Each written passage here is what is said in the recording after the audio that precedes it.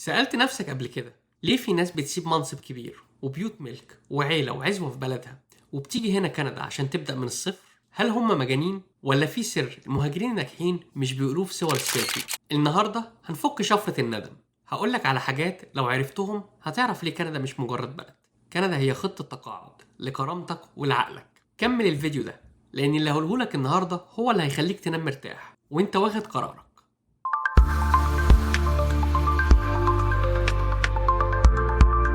أنا عارف إنك سمعت كتير عن البرد والغلا، ودي حقيقة وموجودة، بس لو كندا وحشة كده، ليه ملايين البشر لسه واقفين طوابير على بابها؟ ليه اللي بيخرج منها بيدور على ألف طريقة عشان يرجع تاني؟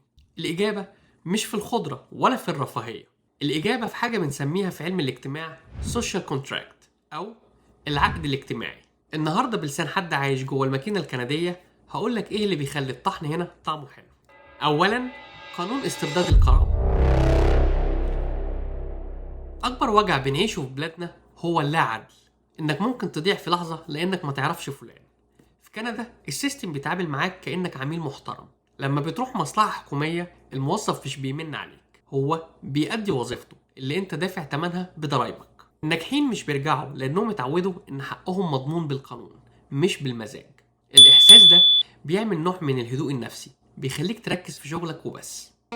Exactly. انت هنا مش محتاج تتمسكن علشان تاخد حقك، انت هنا صاحب حق بالقانون. قبل ما نغوص في التفاصيل حابب اقول لكم حاجة مهمة جدا. الرحلة دي محتاجة صحبة، وعلشان كده احنا عملنا جروب للتليجرام.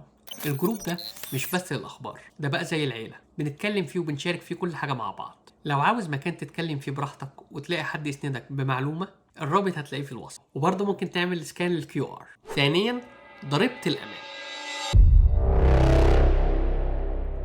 خليني أكلمك بلغة الأرقام اللي كل الناس بتحبها.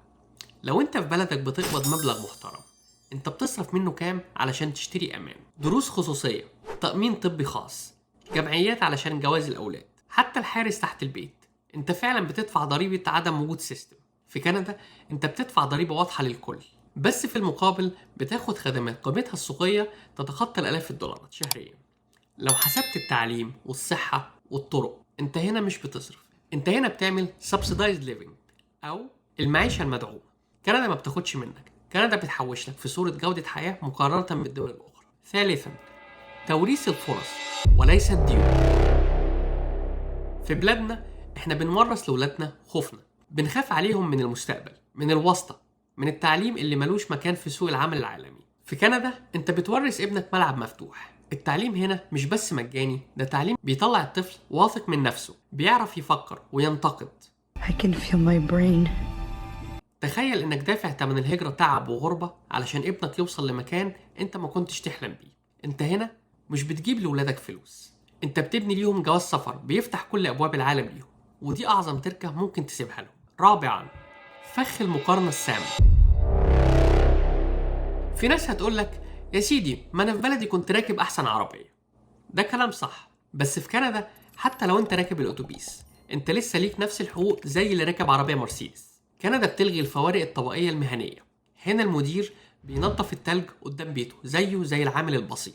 التواضع هنا إجباري. التواضع الإجباري ده هو اللي بيخلق مجتمع صحي، وده اللي بيخليك تحس إنك بني آدم مش رقم في طبقة اجتماعية. المهاجر الناجح هو اللي بيقدر قيمة المساواة لأنها بتريحه من صراعات المظاهر الكذابة. كندا مش جنة، كندا مشروع، والمشروع محتاج مدير ناجح.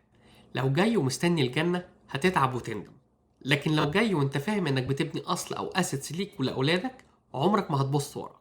كندا بتبني الانسان قبل ما تبني العمارات. وسؤالي ليك هنا، هل انت جاهز تضحي براحتك المؤقتة علشان كرامتك الدايمة؟ عاوزك تنزل في التعليقات تحت وتجاوبني على السؤال ده بكل صدق.